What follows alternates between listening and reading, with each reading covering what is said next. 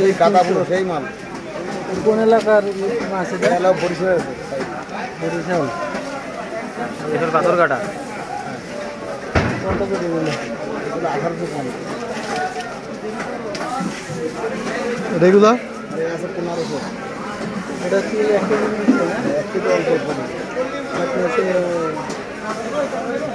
Viewers, ফেসবুকে 200-300 টাকা করে ইলিশ মাছ পাওয়া যাচ্ছে 1 কেজি ওজনের বেশি।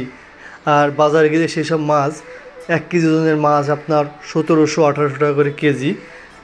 আর 1 কেজি 200-300 এই টাইপের মাছগুলো 1800-1900 টাকা করে বিক্রি হচ্ছে। আর 1 কেজির কম 850-900 গ্রাম 950 গ্রাম ওজনের মাছগুলো বিক্রি হচ্ছে 1400 টাকা থেকে 1500 টাকা করে কেজি।